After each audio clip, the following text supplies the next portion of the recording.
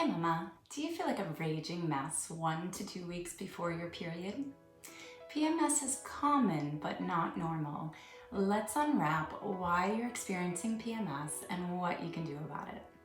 Headaches, anxiety, bloating, insomnia, screaming, crying, and rage are all common. And if you think about it, women are spending 2 weeks out of every month not feeling well. Does this sound familiar? Stay tuned for my 6 favorite herbal remedies to reduce PMS now. I'm Tara Gregorio, certified women's herbal educator and mama of twins, and I've helped hundreds of women reduce medications with natural remedies, and now it's your turn. To learn more, head over to my blog post, taragregorio.com. Hit the subscribe button and the bell to be notified of my new video each Tuesday. So what are the 6 natural remedies for PMS? Before we dive into that, there's 3 other things you need to know. Number 1, there are 4 types of PMS. 4 types, isn't that crazy? 4 types. So we'll unpack that in another video, but know that your herbal remedies may change based on your unique needs and where your PMS lies into what group. And we'll explore that later in another video. Number 2, there's something called PMDD. Again, watch this video to see what PMDD is. Basically, it's PMS on steroids.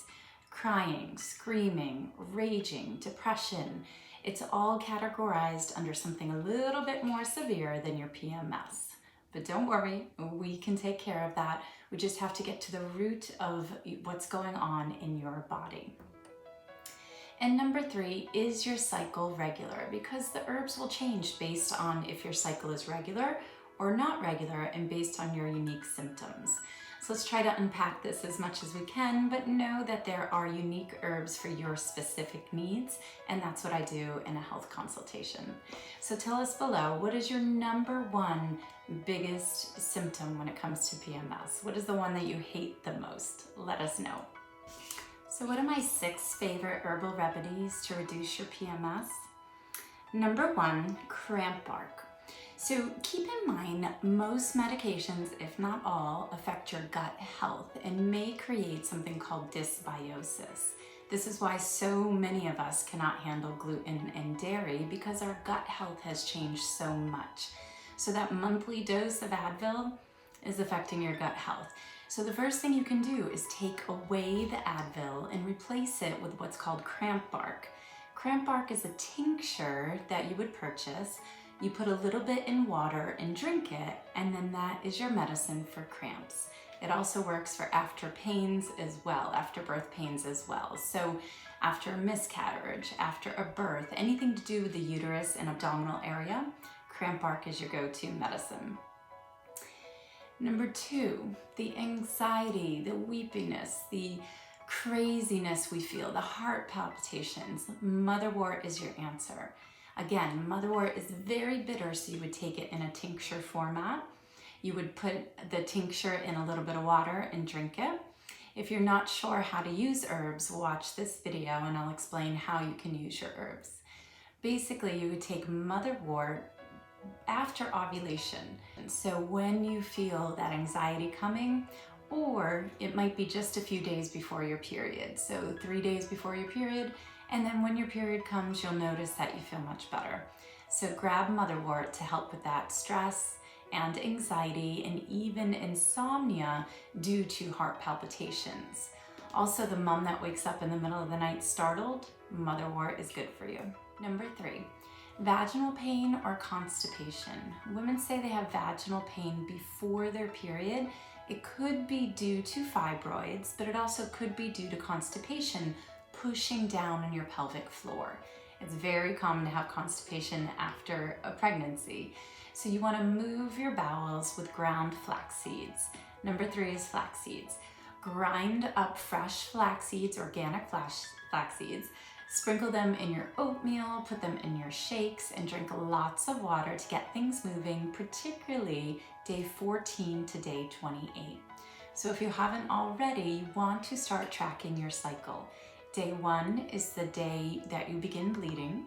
Around day 14, you should have ovulation, and then around day 28, maybe 26 for you, depending, you would begin your bleeding, and then it would start all over again.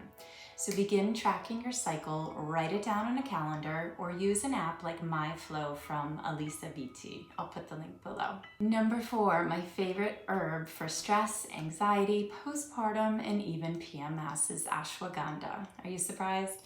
If you are breastfeeding and you have your cycle, watch this video to see how I've used ashwagandha while breastfeeding to reduce anxiety and postpartum depression. If you're no longer breastfeeding, it's still a good choice for you. Ashwagandha helps us restore our sleep, give us strength and stamina that we need to take care of kids all day long. It will reduce the raging and crying mess and the anxiety we experience each and every month. So if your anxiety is up here, if you take ashwagandha all month long, it will help restore your stress and reduce your anxiety. And number 5 is Vitex chasteberry. Now you do want to start tracking your cycle. So remember, day 1 is when you start bleeding, day 14 is about when you ovulate, and day 28 is about when you get your period. Again, that could change based on your needs. If your cycle is too long or too short, you may want to add Vitex chasteberry into your diet. Now it's very bitter, and there's a particular way to take it. You want to take it in the morning, about 5 milliliters in water, similar to thyroid medication. You would take it before your coffee, wait a few minutes, and then move on with your day with green tea and oatmeal if you're constipated. So Vitex chasteberry is a hormone modulator. It will help us adjust the cycle as needed. It's one of the most popular herbs for menstrual irregularities. It can regulate your cycle, treat PMS, promote fertility, and aid in menopausal symptoms. Take 5 milliliters first thing in the morning, but it may take up to 2 months to see results.